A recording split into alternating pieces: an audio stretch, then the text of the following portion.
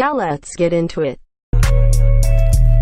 Plants can't make their own energy, yeah, but ants and rats or wax so can't. They get their energy by eating food. Like chips and plátanos. You should know these basics, come on now, dude.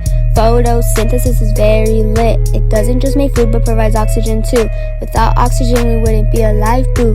Now let's get on with this whole process, food.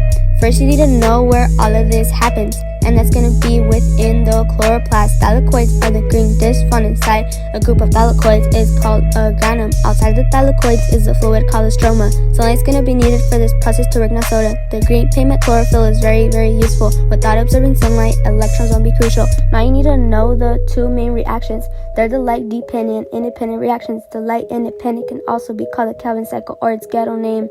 The dark reactions on the thylakoid membrane are the first reactions. The light strikes chlorophyll in photosystem 2. This causes the electrons to gain energy, pure poo.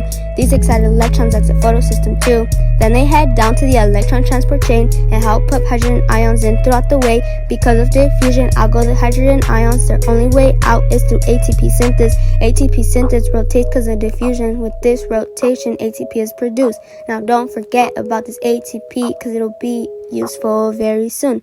Here we go again with the electrons from earlier eventually making their way to photosystem 1.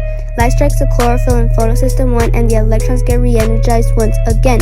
Now comes another electron transport chain, finally making their way out of this chain. That's insane. The electrons along with the hydrogen ion are then used to turn NADP plus into NADPH.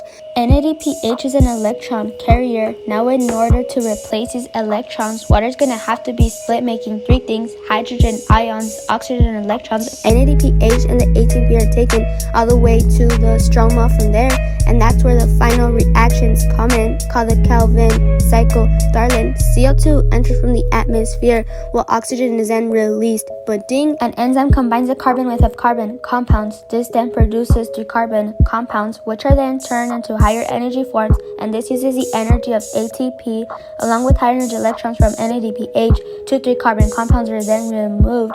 These 6 carbon molecules are for glucose. The remaining compounds are gonna be converted back into 6 5 carbon compounds, which can then be used to start the cycle again. Period. Poo.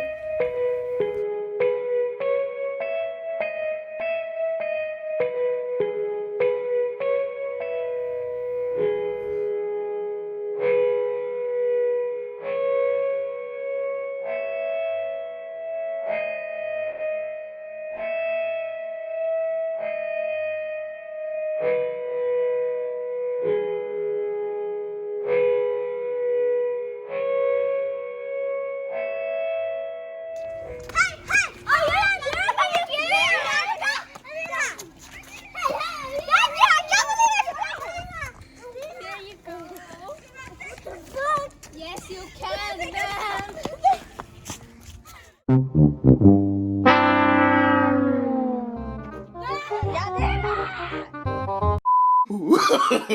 No, no, no, no.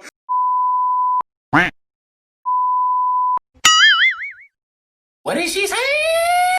¿Por qué, best friend? ¿Por qué? ¿Por qué, best friend? ¿Por qué?